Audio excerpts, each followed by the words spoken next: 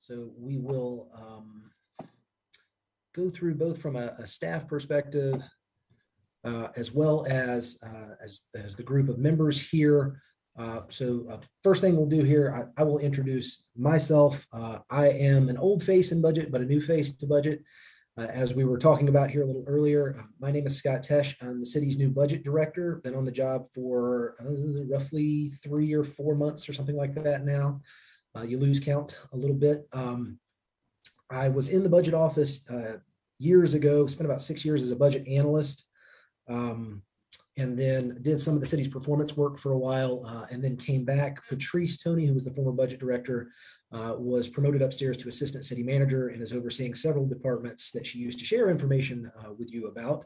And so congratulations to her, but we have several new faces in the budget office. The other one staff-wise that you see here on the screen is Meredith Martin, who is the deputy budget director. Meredith is also not a new face technically to budget. She was, Meredith, how many years were you in budget for back in the day? 5 or 6, I think. 5 or 6. 5 probably, yeah. Meredith and I came in around the same time and may have left around the same time and have returned at the same time. Meredith has taken over operations that were related to the performance side of budget and performance. And so she's overseeing some of our enterprise-wide performance management systems and centralized reporting for key work items and performance metrics, as well as over top of the ARPA process for us. We did have an individual who we expected to be a part of this meeting, but she ended up leaving last month. That was our ARPA coordinator. So Meredith and I have been tag teaming and handling ARPA in the absence of that position. So let's go around the room here, and I will allow the members to introduce yourselves as well. Ms. Schuler, if you'd like to start. Sure. Good afternoon, everyone. I'm Haysetta Schuler, and I work at Winston-Salem State University in the biology department, and I'm in charge of professional academic development for our students. And this, I think, Sheila and I have been here at the same time as far as on Cbac, and I can't remember how long that has been, but good evening, everyone. Sheila, if you'd like to go next.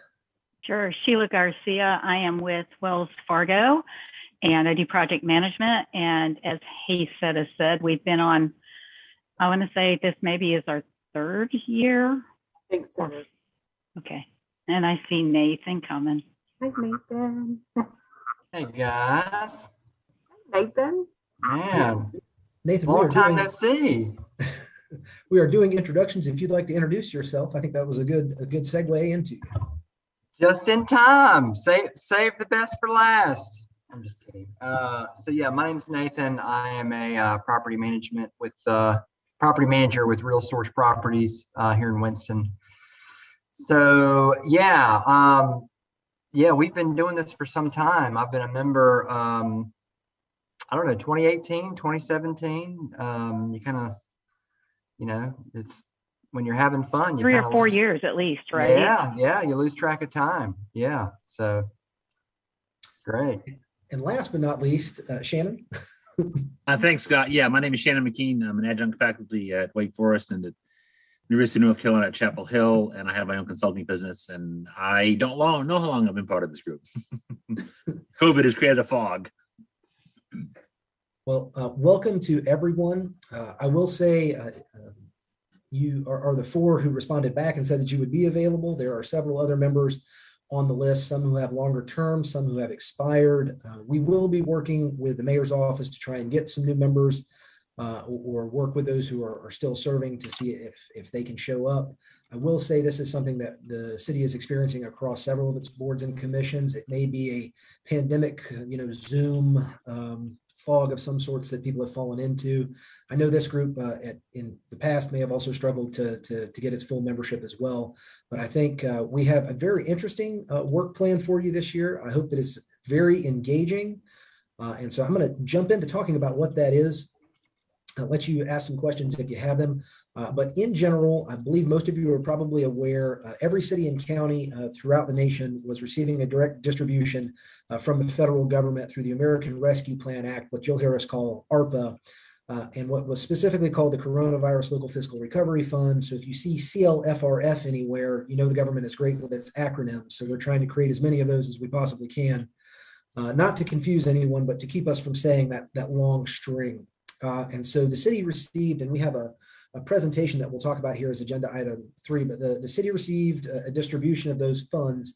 And so the work plan for this year is going to be for Cbac to look at what we've already done, and what we're planning to do, what we have as kind of a framework and as a guidance structure, how staff will be recommending things to the city council for appropriation for current and future programming. And what we'll be looking at and asking you to review and potentially make recommendations on will be things related to the programs themselves. So the nature of those as either recovery grants or as those more transformational opportunities throughout the community. The timing of programs, how you think how we're moving in terms of, are we moving quickly enough? Are we moving too fast in spinning those programs up and getting that funding out into the community? Looking at the administrative capacity to support the types of programs that we're talking about implementing. The amount of money that we're talking about from CLFRF is just under $52 million. And so that is very much a large portion of funding, but at the same time also compared to what the city does on an annual basis, not a very large amount of funding, represents roughly 10% of our annual budget.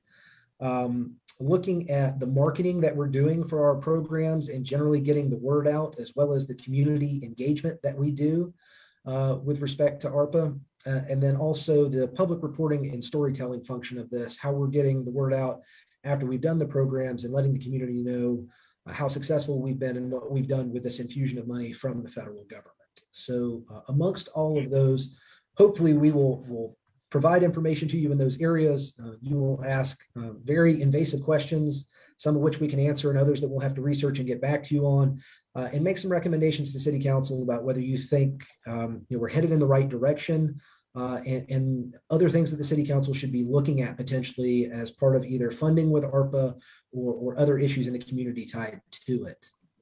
So any questions generally work plan wise? We're also, as we always do with Cbac, we'll walk you through the annual budget process.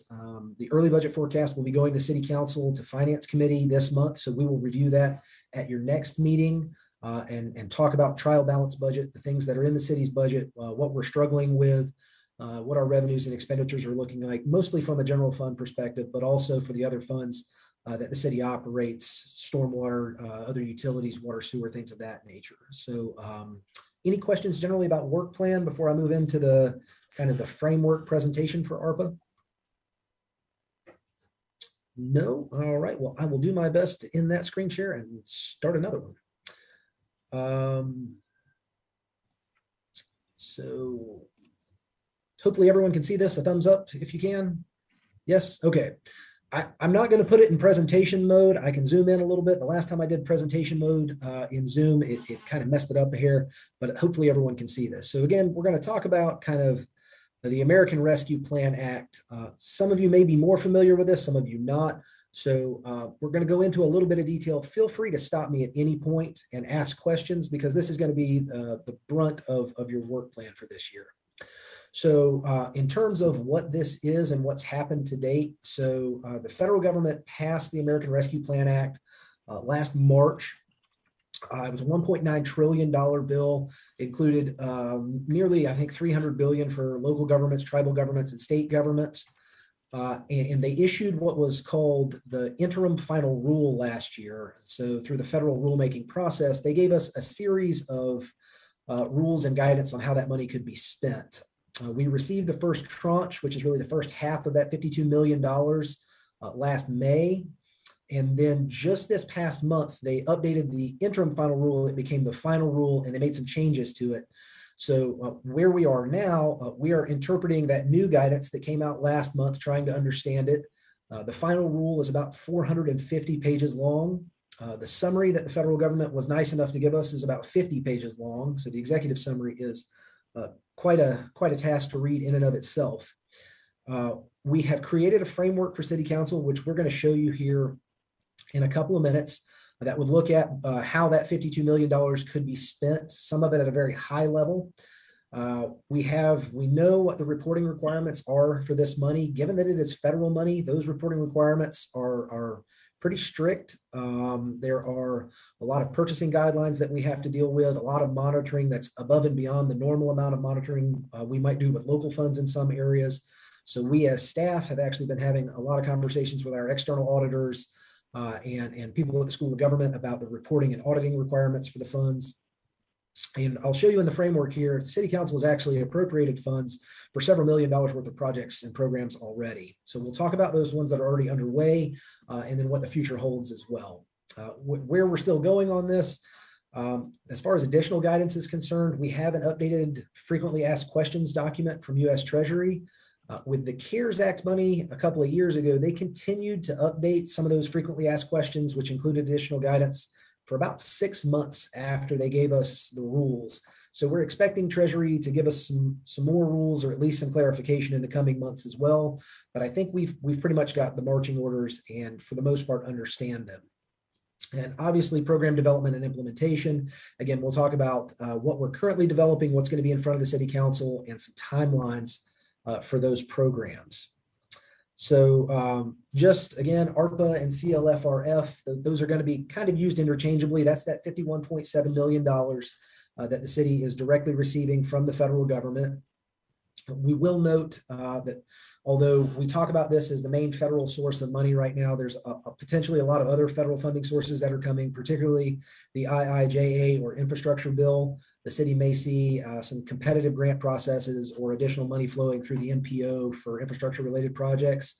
A lot of that's going to be surface transportation for us or things related to the sustainability and the green economy.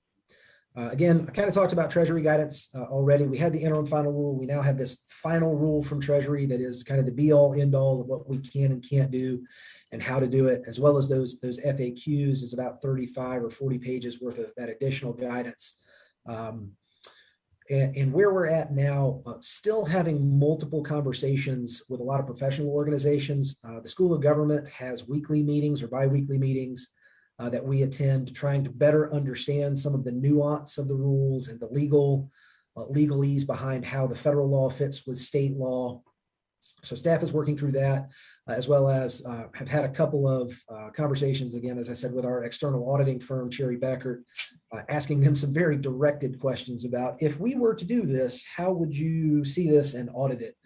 Making sure that we're open and transparent with the people that are come in and check our books, that we're not doing anything that they would see as having any type of issue, whether it be with uniform grant guidance, internal controls, or anything of that nature. So still working through and processing this final rule that came out.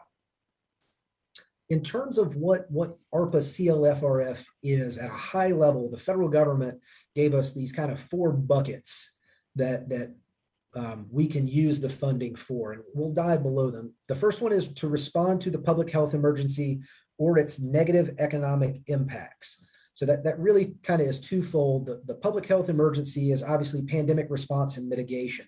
So we can engage in anything that is helping to stop the spread, to build facilities for medical purposes, to help with the vaccine and testing sites, any of those kinds of things. We'll talk about that, to respond to the negative economic impacts. That was a very kind of vague idea, and they have added a lot of language to it, but I think there's still a lot of gray area there. Number 2, to respond to workers performing essential work. So essentially those who cannot work from home, who are the frontline infrastructure type maintenance employees, to provide additional essential premium pay to those employees. Number 3, to replace lost public sector revenue due to the pandemic. So we can kind of make ourselves whole for losses. We've got a slide on this, and then we'll talk specifically about how those calculations work and what that money can be used for.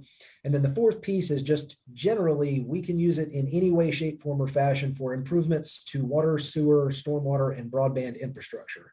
So these are the 4 things that are specifically cited in the bill as where you have to go to find the authority and eligibility if you need. Sorry, Shannon, I was reading your chat there. All right. So to dive into those a little bit more. So that first one in terms of the health emergency and its negative economic impacts. So obviously anything that is really to reduce the spread of COVID-19 in any way, shape, form, or fashion is going to be automatically eligible. There are carve-outs under the economic assistance piece where we can provide direct grants and loans federally speaking to small businesses, nonprofits, and individuals. Where we run into a little bit of an issue here is that the federal law allows us to do that, but our state law does not specifically, in all cases, grant us the authority to provide loans and grants to businesses, to for-profit entities. So we can contract with nonprofits for services that serve a public purpose, and we can technically provide direct assistance to individuals who are in low-income areas or are below certain income thresholds. But with the small businesses, we have a program that we've stood up, and we'll talk about the legal regulations for that, but it's very much a small carve out of law that allows us to do assistance to the business, to the private sector. Aid to impacted industries is specifically in there. That's noted as the travel, tourism, and hospitality industries that were really impacted. The final rule actually allows staff to designate other impacted industries so long as they meet certain requirements for revenue loss and unemployment. And so we have an ability to say this whole sector was impacted and potentially provide assistance programs that way. We can rehire governmental staff. So government and local government in particular is struggling to maintain service levels. We as a city are currently at about an 18% vacancy rate. And so this funding allows us to do things related to retention and recruitment that would allow us to get back to a basic service level across many departments. It can cover payroll and benefits. That's related to the premium pay portions of that, as well as the rehiring piece. And then the last piece, the final rule, more explicitly detailed medical expenses and behavioral health care expenses that can be covered as part of ARPA as well. So I think there were a lot of people who suffered any number of symptoms and went and had to have medical help. And so these funds will allow us not only just for things where there was a positive COVID test, but in any of those scenarios really to help with medical expenses and behavioral health care. Many of you may have heard there's a specific carve out, and we'll talk about these in terms of impacted and disproportionately impacted areas. This is a little bit of an older map. There are updated maps for this as well, but what HUD has called qualified census tracts. And in order to become a qualified census tract, you essentially have to be a low income census tract. There's a couple of different criteria you have to meet. But in those areas, ARPA allows us to do additional things beyond what was on the previous page, including addressing almost any type of health disparity of any kind, efforts to reduce gun violence in any of these communities, promoting housing is everything from constructing affordable and workforce housing through providing voucher programs. The bullet point below that, early childhood care and learning. We could technically use this money to pay daycare assistance for people who are looking for jobs. A very generic investments in healthy community environments, and then specifically in workforce development. What you see generally out of this are what we are calling the equity considerations and what Treasury is calling the equity considerations of the ARPA CLFRF, which is these are the areas that were disproportionately impacted. Those who are in lower income areas throughout the country saw increased unemployment and saw health impacts that were more significant than the rest of the population. And so the law itself recognizes that and allows cities and counties and states to make different investments in those lower income areas to help address some of those underlying health disparities. Generally, we talked about this, the law just allows general eligibility for water, sewer, stormwater, and broadband infrastructure just across the board. The broadband infrastructure piece includes not only infrastructure, but promoting digital literacy, as well as the ability to purchase equipment. This is another area where I'll stop for a second and say state law does not align with federal law. Although the American Rescue Plan Act would let the city engage in broadband infrastructure, state law does not allow cities to do that. Counties have a very limited ability to do it, but the state won't allow us to do it. So we are looking at ways to partner for broadband. And you'll see in the framework that we've set aside some money for that, but it is an area where if state law doesn't change, it becomes much more difficult for us to handle. So in terms of the proposed city framework, I'm going to start with kind of the 4 or 5 overall objectives for us. Transparency. First, we don't want to do anything without everybody knowing what we're doing. We want to be very open. We want the community to know what we're doing with this money. And quite frankly, the federal government requires us to do annual reporting. We have to do quarterly reporting to Treasury, but we're required to stand up and tell the community what we're doing with this. The next 2 that you see there are restoration and transformation. So a part of the funds need to be used to help the local economy kind of recover from the pandemic. The second piece of that, and what you'll see more of a focus on, is transformation.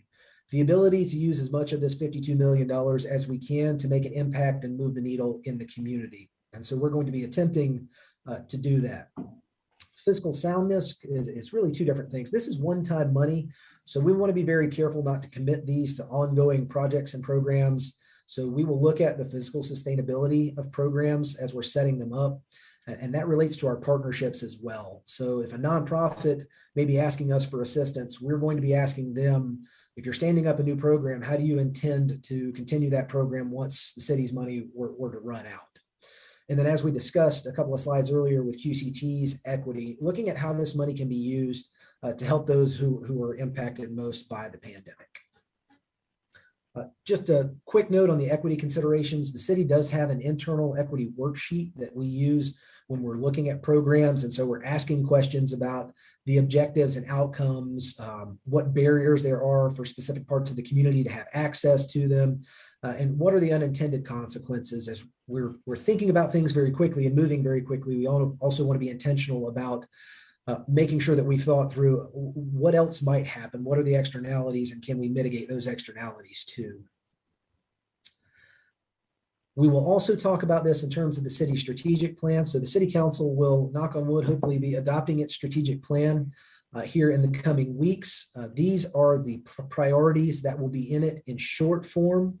And in the little Venn diagram you see over there, where is the sweet spot where ARPA eligibility, as we've discussed, meets those equity priorities from the law and also city strategic priorities. And so that little green, blue, and red area is going to be our sweet spot for, from a staff perspective, of recommending things to city council where it's eligible, it is an equity priority, and it's also a stated city priority from the strategic plan. The next slide is going to show the framework. So again, we thought about the framework in terms of that restorative and transformative piece. So you'll hear things like phase 1, which was more of a relief and immediate impact programming. And then we'll talk about future phases or transformative programs. And those are the ones where we'll be looking at more long-term change and what are the outcomes associated with the programs that we're standing up, and can we move the needle? So without any further ado, and what I will say here is everything you see in phase 1 programming is something that has been in front of the city council and that they have already authorized. The first thing on there, community violence intervention programs, $1.35 million for various programs. The city's gun buyback program was a part of that. There are individuals working and doing mentoring programs in recreation centers and set-asides for a couple of evidence-based approaches, things like cure violence that the city is looking at. So specifically looking at trying to interrupt some of the violence or additional violence that's been going on in the community recently. There is someone, I'm going to admit someone from the waiting room on a telephone. Good afternoon. This is the City of Winston-Salem Cbac meeting. I want to make sure you're in the right place. Sheila. It's Sheila? Okay. Alrighty. So looking at those future phase, excuse me, let me keep going through the phase 1 there. Premium pay for city employees. So the city did recognize that there were certain employees in various frontline departments that had to come in, were not able to remote work, were not able to stay home throughout the pandemic. And so the city did provide $500 per eligible full-time employee for people in transportation, sanitation, water and sewer, police and fire, some of those frontline operations that were really keeping the city moving during the pandemic.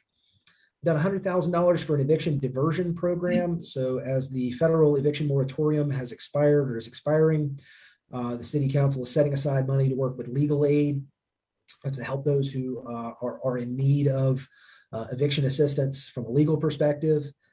The next four down there are related to what we're calling the recovery grants program. So it's $1 million each for small businesses, social service nonprofits, and travel, tourism, and arts nonprofits. Those are specifically for entities that are in arrears on rent, mortgage, and utility and lease payments. It was a very small scoping. Again, when we talked about the state law doesn't usually allow us to give grants to small businesses, but there was an opinion from the Attorney General's office that allowed us to kind of carve out as part of a pandemic emergency to be able to provide some small grants to keep people in business from going out of business. And so that city program is scoped that way. The United Way is currently helping us administer that.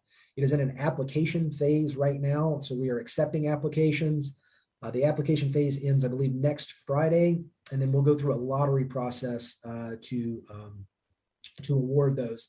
It's a maximum of $25,000 per entity to help, but the hope is there that we'll be able to keep some businesses and some of our nonprofits operating and helping people in the communities that they're serving. You see there the city's vaccination incentive of $1 million. So the city did reserve some funding specifically for city employees to encourage vaccination. That is the budgeted amount. The actuals will play out based on the number of vaccinations and employees who have received them. And then that last piece there is really an administrative set aside for the entirety of ARPA, which lasts through 2026 is the period of performance. We had created two new positions, one specifically as an ARPA coordinator that would oversee kind of all of the programs in the framework.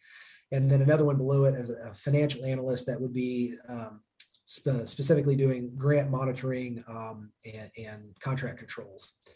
Both of those positions are currently vacant, so we will be hiring for them and hoping to get some folks in to help us. So that's kind of phase one, what's already been approved. Does anybody have any questions about what's already been approved? Anything you've heard out there in the community that caused you to have some questions or concerns about what we were doing? If not, I'll kind of move down to the future phases. So again, these are more, and you'll see these rounded to the nearest, kind of million. These are more of the idea of how do we move the needle in the community. And so the first one there is we've set aside in theory. Now these have not been approved by city council. City council has seen them, but they are kind of generally the framework, although they could be deviated from if the city council chose to. First thing there, housing investments. We're thinking of that really as affordable housing development. So setting aside $20 million. I will tell you additionally, the state budget gave us another 10. So you may hear city management or city council talk about $30 million available for affordable housing. That's because we got an additional 10 million from the state as well. So the second and fourth ones there, social and economic assistance. So these are generally grants and programs that would support poverty alleviation, economic mobility, job training, small business development, and small business assistance. We're going to talk about a nonprofit application process that the city is going to be opening soon. And those two areas are going to be where we potentially will see a lot of applications from nonprofit entities.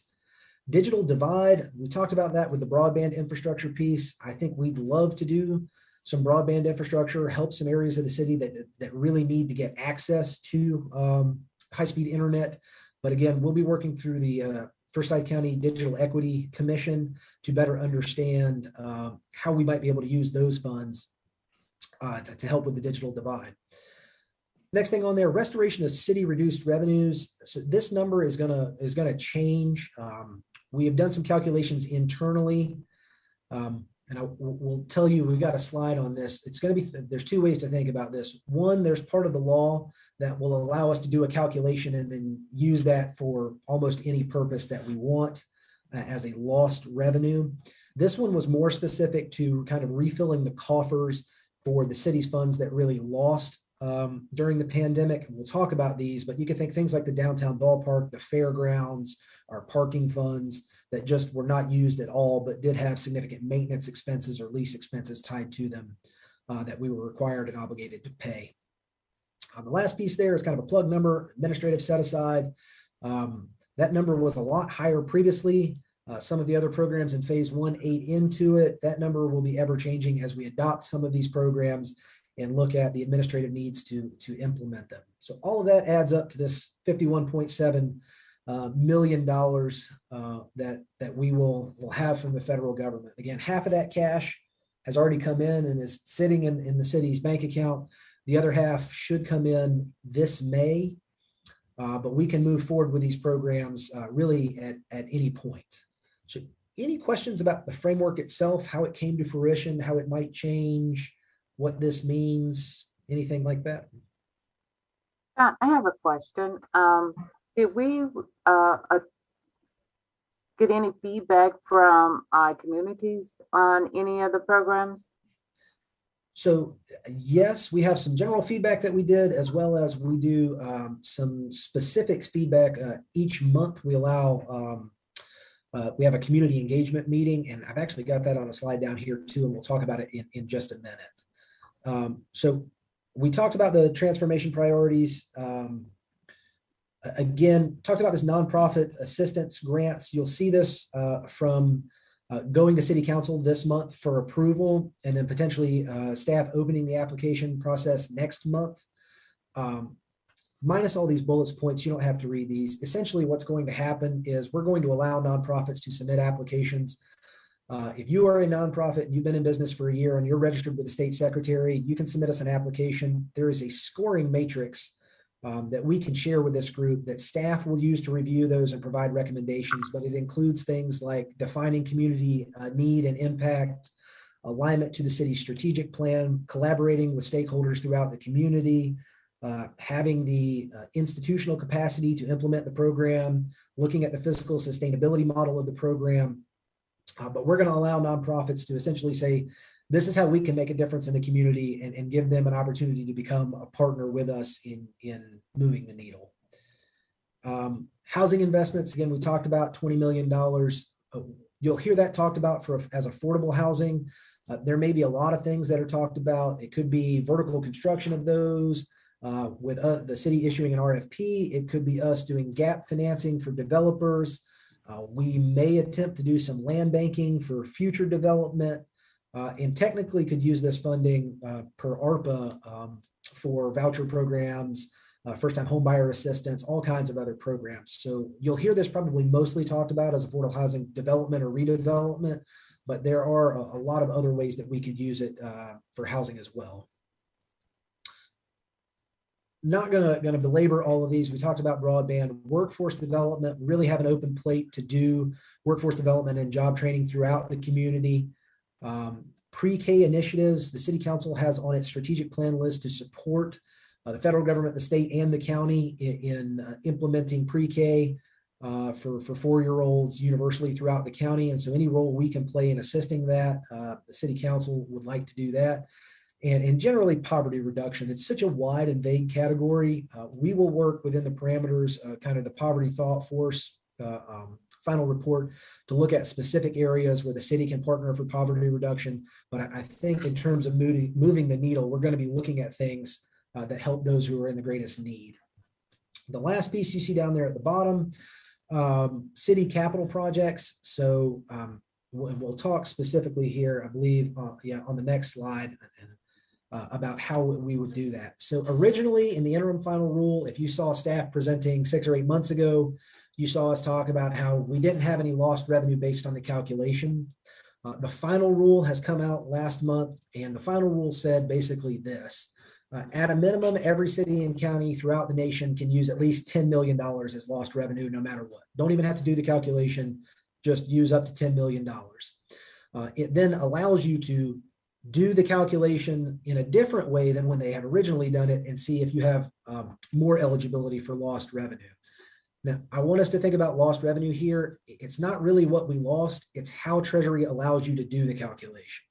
And so you're going to see some cities, you're going to have $100 million in lost revenue that had property tax and sales tax growth and didn't really lose any revenues. So it's really based on how Treasury allows us to do that.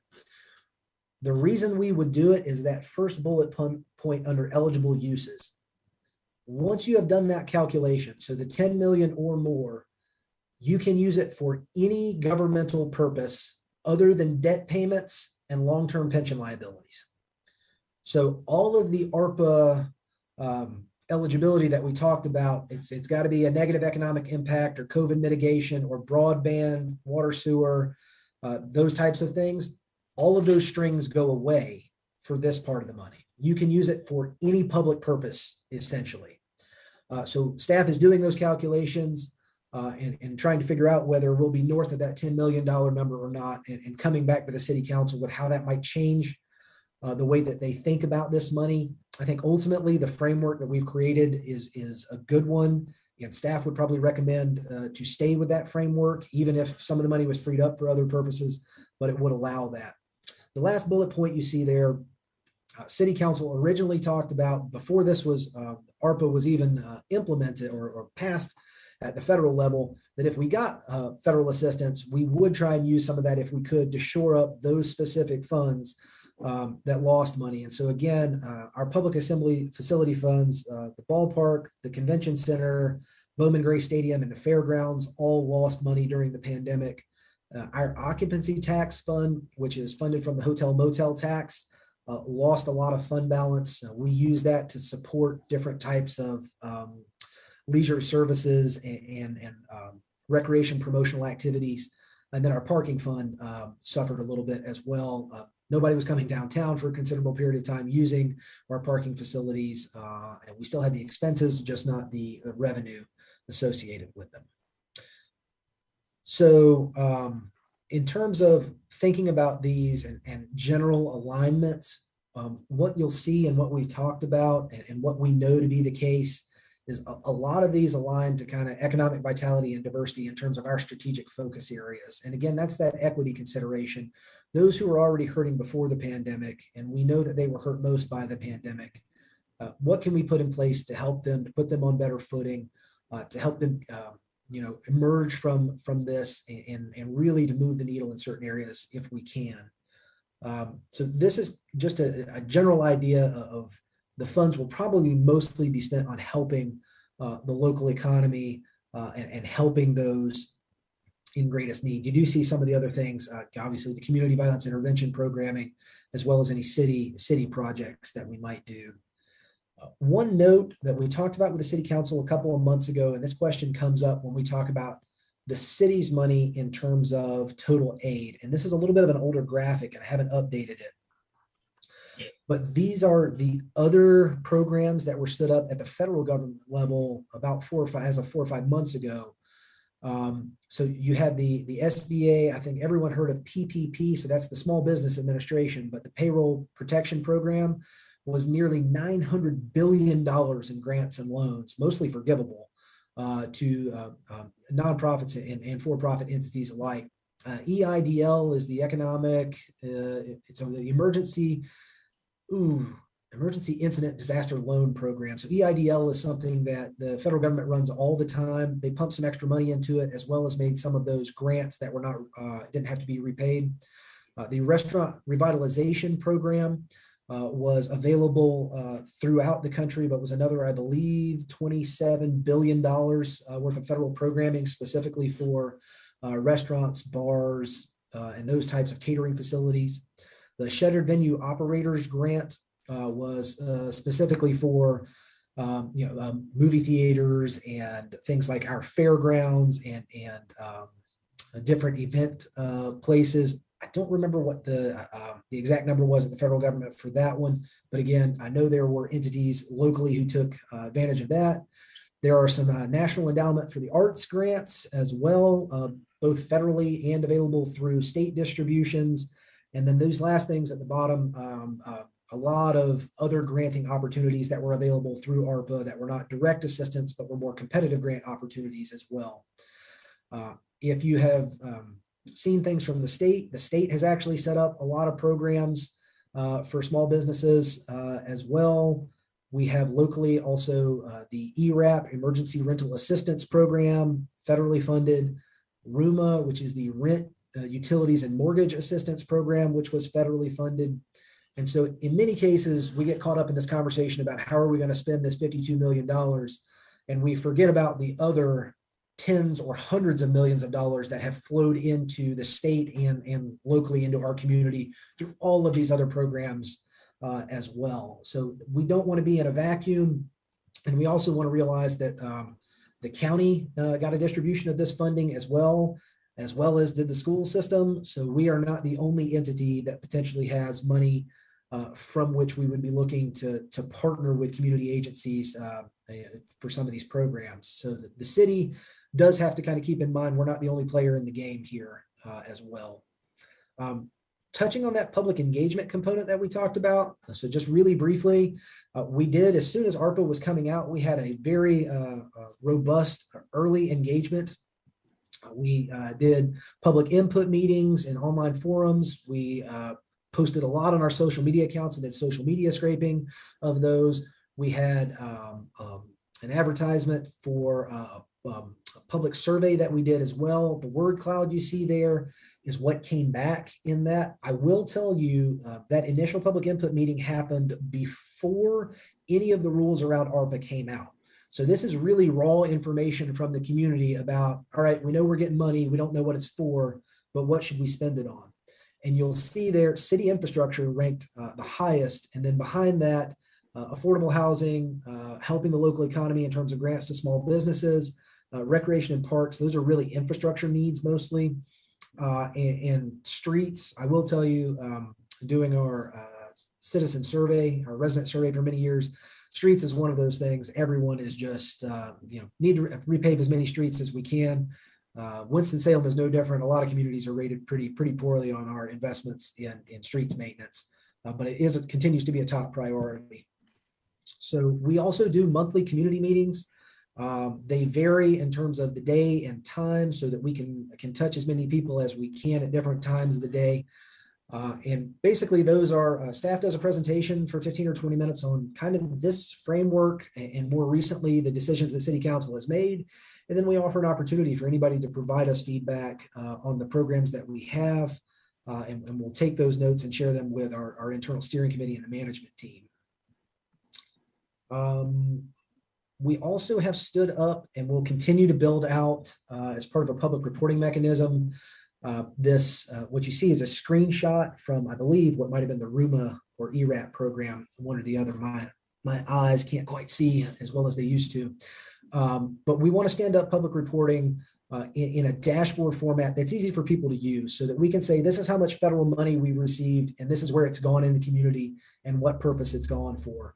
So we will try and do it by ward so that we can see where in the community it goes. And you'll also be able to select program to see how much was allocated to the program and how much of that funding has been spent over time. We're continuing to work on and update these as we stand programs up, but do think it's very important for anyone to have access to how this money is being spent locally. So I could talk for probably 12 hours straight on ARPA and what the city is doing and all of the different components and mechanisms of the law. But what questions do you guys have as a group as it relates to Cbac? And we're gonna dive into a lot of these areas in more detail. But what are your preliminary questions? Shannon, I see your hand up there. Yeah, thanks. Great job. I mean, a lot of work, I can imagine. You mentioned the county got some money. Any insight into where their priorities are? The county and the city have kind of gone two separate routes. So the county opened an application process for anyone, businesses, nonprofits, anybody, several months ago, has taken those applications. And I believe they're going to be putting some of their recommendations in front of the county board in the not too distant future, maybe this month or next. Where we have kind of created this framework and said we know specific areas housing we want to do in and digital divide. I think they just kind of opened the floodgates and then on the back end sorted those into the categories that they fit into.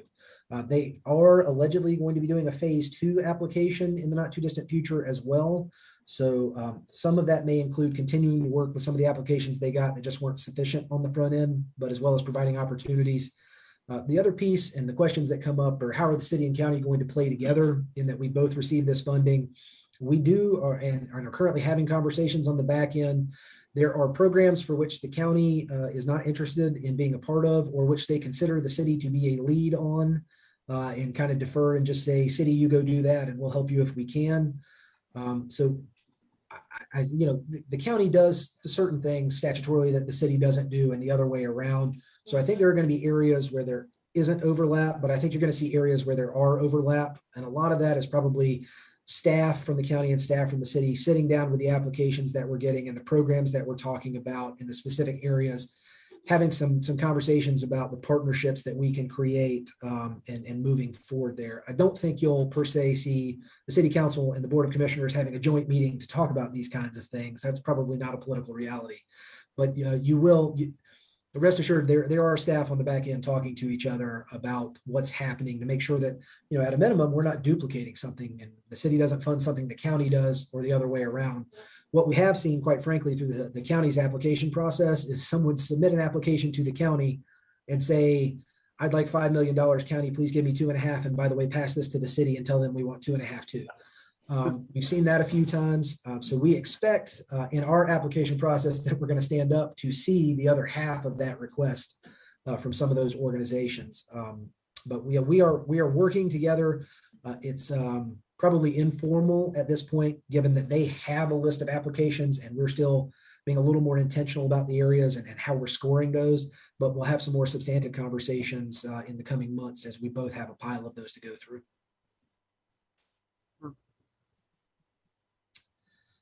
Other questions about kind of where we're at, this whole pot of money, how we might use it, how you would want to use it if you were the czar of $51.7 million? I guess I think the framework looks great. And I'm just curious, as you think about the priorities that were set, let's say the number was 58 instead of 52, the extra 6, would it go to some of the existing programs, or is there something that just didn't quite make the cut that you would want to use that money for? I know that's a hypothetical question, but I'm just curious. It is. So the amount of money is set. We're not getting a penny more than what they've told us. In terms of how some of those were set, you see those are kind of round numbers. Housing at $20 million. So the housing needs, we could take that whole $52 million, throw it at affordable housing and still not meet all the city's affordable housing needs. I think the framework is a reflection of there are multiple areas in which the city wants to make some progress. And there are no areas in which we're going to eliminate the entire problem. We're not going to eliminate poverty with $52 million.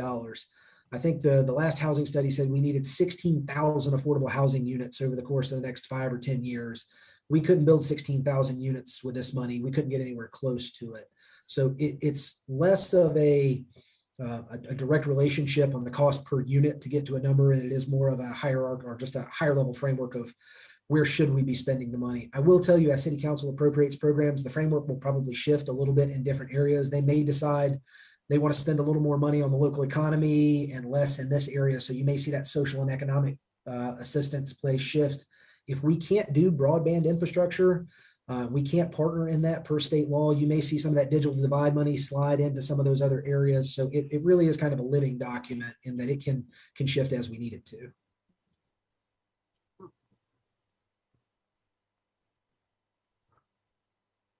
Anything else kind of related to the framework itself for the presentation? Otherwise, we will continue kind of down the agenda. Next thing on the agenda is probably the most interesting part here. It's the election of the chair and vice chair of the Cbac for fiscal year 22. We do like to have a chair and someone in their place to run those meetings in the future. So I will tell you, we don't have to do nominations from the floor and a motion in a second. There's not technically a quorum here. If somebody would like to be the chair or like to just nominate someone else to be the chair, we'd be more than happy to hear who's interested. I nominate Sheila. I second. You guys are blaming me for My third. going after you guys last time. Done. Sheila, are you okay with that? Sure. Okay. we'll consider that an official vote with a first, a second, and a third from Shannon. I know this is a small group of four. Would anyone like to be the vice chair in the absence of Sheila and run those meetings? Sheila, this is your opportunity to throw someone else under the bus. Nathan. Nathan and Hesed both have experience. I second that. Nathan, are you okay with being the vice chair of Cbac this year? Well, I nominated Hesed. I was the chair last year, so I want somebody else to take the responsibility. I said 2 years before you. Oh, right. Very civically engaged group that we have. Touche. Okay. All right. Are you okay with it, Nathan? I'm good. Let's do it. Okay. Well, we will make you the vice chair, and hopefully there won't be a whole lot for that. And Sheila will hopefully be at most of our meetings. So,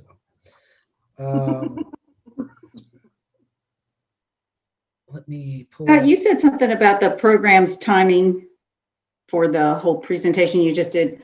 Is there a timeline when it has to be spent? So yeah, Sorry for the echo. The ARPA money itself has two basic timelines. So the first one is it has to be obligated by December 31st, 2024, and it has to be spent in entirety by December 31st, 2026. The caveat I will tell you to that is for that lost revenue component of it, anything where we show lost revenue and then use for any governmental purpose, that money does not have the same period of performance restrictions on it. So it could be held and used for a different purpose that had a longer term to it. So I know that's kind of complicated, but we'll continue to talk about it. And I have one other question, Scott. Is Yes, it ma'am. possible to use any of that money to partner regional, like outside of Forsyth County? I mean, Winston-Salem, Forsyth County, into like Greensboro, Gifford, as long as it's within the state to work on a project? I'm not sure. So I think the answer to that question would be yes. There would be opportunities to do that. The question would be, would city council really, the mayor and city council be looking at using some of these funds for things that are outside city limits? In the guidance itself, under ARPA eligibility, economic development generally is not allowed. So kind of regional cooperation for economic development is a no-go. Okay. Job training and workforce development, we can do, but general economic development purposes, we can't. And so sometimes we think of kind of that really super regional cooperation for economic development. That would not be allowable under the ARPA eligibility. There would be, that's a good question.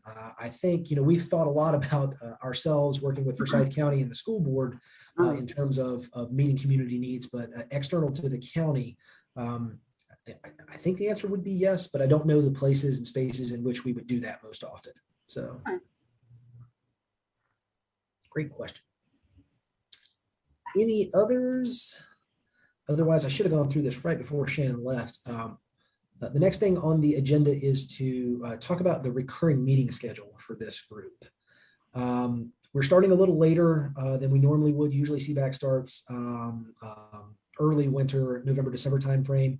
With the turnover in staff, I will take full responsibility for not having gotten this out before. That's my fault. We were working through some of these ARPA things and also wanted to make sure that we were bringing you online at the same time we had enough for you to review. Do Wednesday afternoons generally work for this group? And if so, I know we had done the monthly. We can start with the monthly, and then given that we started in February, if we need to hold an extra meeting or two somewhere in there, we could always add that to the calendar later if you wanted to do a deep dive in a specific area.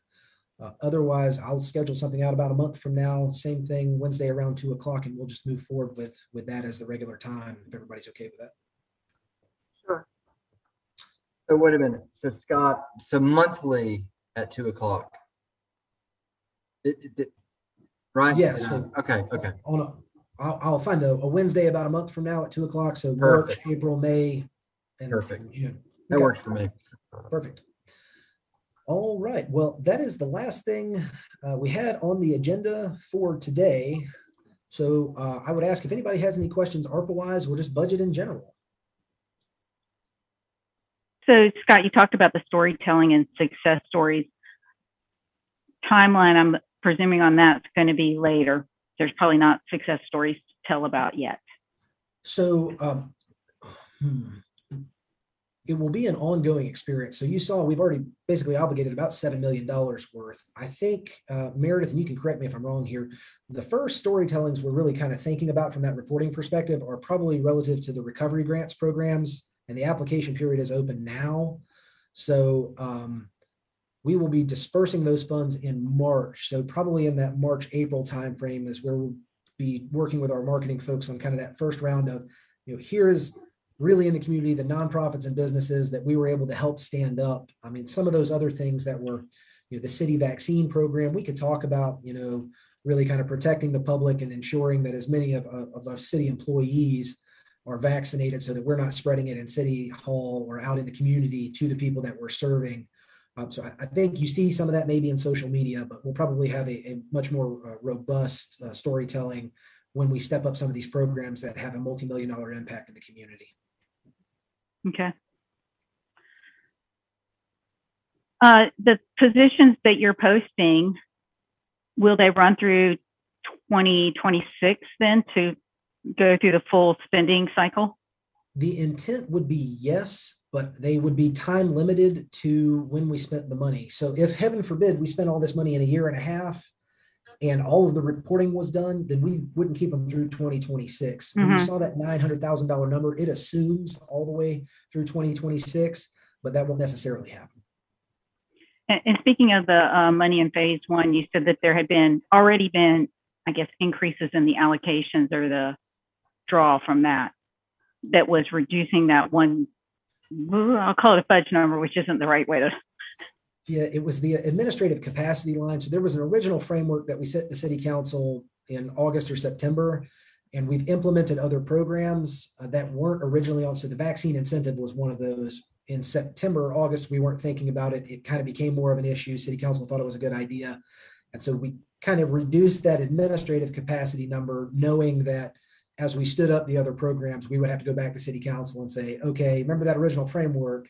That's what it looked like. We told you there was probably going to be a couple $1 million worth of administrative capacity. As you set this program up, here's what we need to support it administratively. And so maybe kind of carving it out of the programs as we go. Has the vaccination incentive been successful? Have you seen a significant increase in the rate of vaccinations within the city ranks? So Meredith, I believe we hit above the 80% mark citywide in terms of city full-time employees who are vaccinated. I want to say it was 83%. Sounds right. So we did see a good response to that. I think we may even be above some of our peers. At one point, I was talking with an assistant city manager in Raleigh, and we were surpassing Raleigh's rate for vaccinations across full-time city employees. They may have overtaken us since then, but we definitely did see an increase as a result of that program. Probably the benchmark is Orange County, getting above them. Where is Orange County at? Chapel Hill, Hillsborough, that area. Oh, well, do you know what percentage they were at? I might find out tonight. I have a Zoom call with some friends that live in that area. I'm originally from Carborough and Chapel Hill, so and then grew up in Hillsborough, which some people don't. That's a whole different part of Orange County. So, but you're going to make me go call some people too and see where they're at. So, don't want to get beat out by any of our peers there. I have an interest question that doesn't really relate to this, but a couple of years ago, or maybe it was last year, I guess it was 2 years ago because we went on hiatus, right, from COVID. We toured the facilities for fire department maintenance, and it was really sad. I'm wondering if any of the infrastructure bill is going to get pinned to them, because I felt for them. I mean, like, they pull a truck in and part of it's sticking out the back door. I am familiar with the facility on Palmer Lane that you're talking about. Yeah. So I think the answer to that is, and Meredith is closer to this than probably anyone, we will be looking into that infrastructure money for anything that we can replace. I think a lot of those programs, like I said, are going to be kind of surface transportation related, roads, bridges, that kind of stuff. And also we know related to environmental sustainability measures. We've seen those come out. If we can get our hands on general infrastructure money to just rebuild some aging city facilities, we will do everything we can to get every dollar we can out of those. That is a facility that is probably in need of a little TLC. So. Oh, wow. Hmm. Anything Okay, else? my off-topic question, sorry. Oh, bring them anytime you want. Anything budget related is more than welcome at Cbac. And I mean, those are, and it's good to follow up from previous year work plans. I can tell you, to my knowledge, we have not appropriated any additional funds for the fire maintenance facility, but I do know that it's on the fire chief's radar. And quite frankly, was on the prior fire chief's radar as well. It's not a new facility by any stretch of the imagination, and it didn't get into the shape that it's in 2 years ago either. It's among many facilities that probably are in need of a little upgrade. So, all right. Other questions, comments, concerns for the good of the group? Otherwise, we will yield back about 25 minutes. I will get an invitation out here in the next couple of days for the next meeting, and we'll do a little bit of a deeper dive into one of these areas so that you can look much more specifically at the programming that we're setting up. And you'll send out that deck to us? Yes, ma'am. Oh, awesome. Thank you. All right. Everyone have a great day. You Thank too. you. Bye-bye. Bye-bye.